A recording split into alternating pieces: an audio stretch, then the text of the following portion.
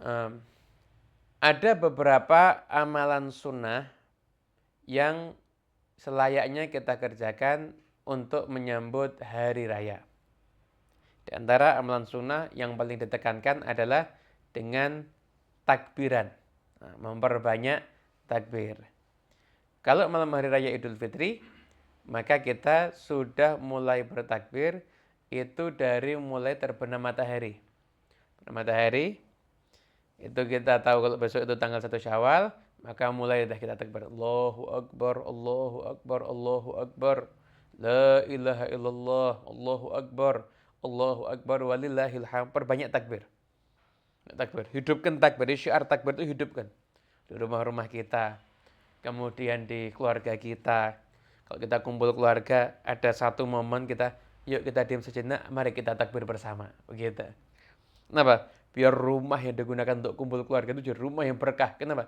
Di situ diagungkan namanya Allah Subhanahu wa taala. Kemudian setelah kita itu memperbanyak takbir dan itu merupakan sunnah yang sangat penting di malam hari raya. Selanjutnya disunahkan juga menghidupkan malam hari raya dengan ibadah. Dalam sebuah hadis diriwayatkan bahwasanya man ahya lailatal idaini ahyallahu qalbau yauma tamutul qulub. Barang siapa yang menghidupkan malam hari raya, maka Allah akan menghidupkan hatinya di hari di mana hati-hati manusia ketika itu akan mati. Apa maksudnya hari matinya hati? Mati hati maksudnya gimana?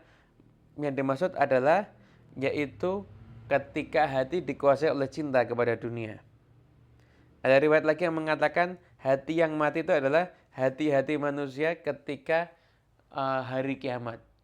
Barang siapa yang punya amalan menghidupkan malam hari raya, maka hatinya tidak akan mati sekalipun ada masa di mana banyak orang hatinya mati, hatinya dia tidak akan mati. Karena apa?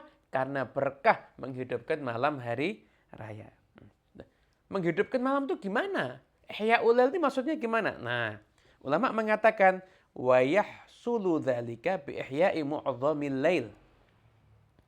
Didapati kita itu sudah dianggap menghidupkan malam hari raya dengan kita menghidupkan sebagian malam, sebagian besar malam. Itu kalau kita sirkan ibadah, maka itu sudah dinyatakan kita menghidupkan malam hari raya. Namun ada pendapat daripada Abdullah bin Abbas yang beliau mengatakan menghidupkan malam hari raya itu dengan kita sholat isya berjamaah dan punya tekad untuk sholat subuhnya nanti juga kita laksanakan juga berjamaah. Kalau isyanya berjamaah, bagi maghribnya juga berjamaah, dan dia niat untuk subuhnya berjamaah pula, maka insya Allah dia tergolong orang yang menghidupkan malam hari raya. Ini kalau gini kita semua harus bisa nih ya. Kita semua harus bisa ini. Kenapa?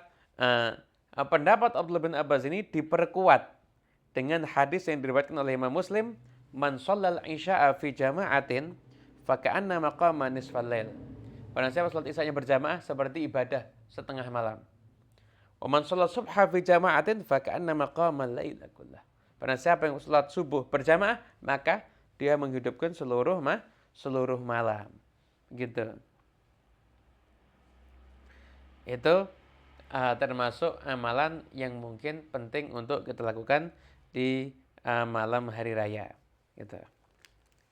Kemudian setelah itu setelah kita sholat isya berjamaah, niat sholat subuhnya juga berjamaah, sesuatu dengan banyak zikir dan lain sebagainya, silaturahmi dan lain sebagainya, maka kita laksanakan sunnah berikutnya yaitu keesokan harinya sebelum kita melaksanakan sholatul id kita mandi. Kita mandi dulu.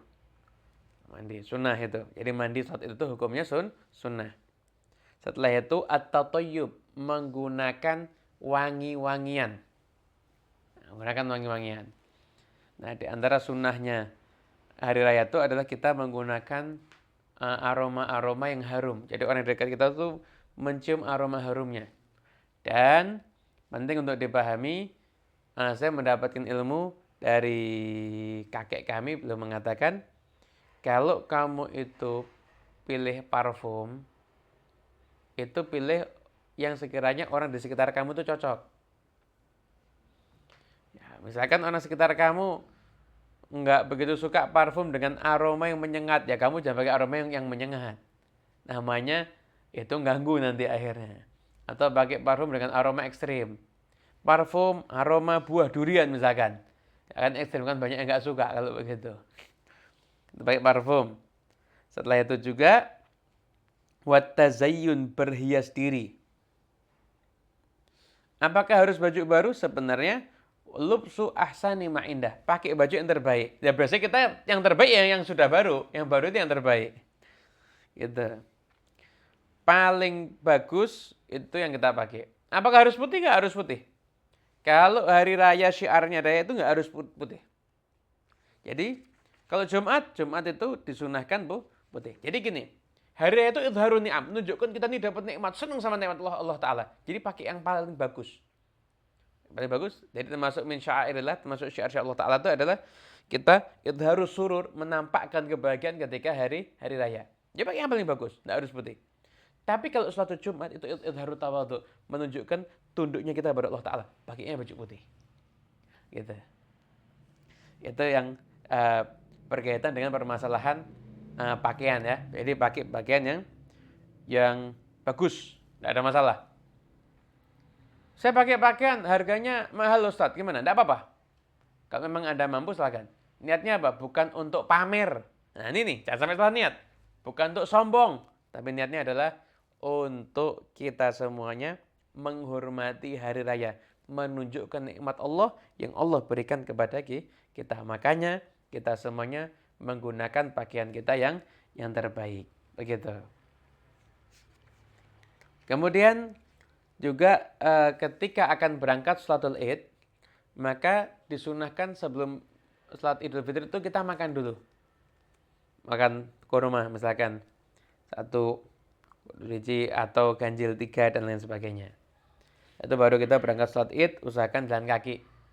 Kalau bisa jalannya kita berangkat dan jalannya kita pulang itu berbeda. Beda jalan ketika kita berangkat dan ketika kita pulang melaksanakan daripada sholat hari raya. Itu disunahkan pula di hari raya Idul Fitri untuk kita semuanya saling mengucapkan tahniah. Taqabbalallahu minna wa minkum, seperti itu misalkan. Itu adalah amalan-amalan yang diajarkan Nabi SAW ketika beliau itu menghidupkan hari-hari Idul Fitri berdasarkan hadis-hadis Nabi SAW. Sunnah untuk tahniah. Taqabbalallahu minna wa minkum. Dan satu juga kita mau saling mendoakan dengan ucapan minal aidin wal faizin. Enggak ada masalah. Enggak ada masalah. Setelah itu saling bersilaturahmi. Sebagaimana bulan Ramadan kita kan sudah ibadah, diampuni semua dosa kita kan. Tapi dosa yang diampuni oleh Allah Ta'ala karena ibadah kita itu dosa antara kita dengan Allah. Namun kalau itu dosa antara kita dengan makhluk, maka di situ tidak bisa diampuni dengan ibadah. Gimana caranya? Dengan kita saling meminta maaf. Begitu, nanti saling bermaaf-maafan sebagai pelengkap daripada ibadah suci di bulan Ramadan. Mudah-mudahan insyaallah amalan ini bisa kita amalkan dan kita semua insyaallah bisa menghidupkan malam hari raya dengan sebaik-baiknya, dan insyaallah kita semuanya bisa menjalankan sunnah Nabi Muhammad SAW ketika malam hari raya.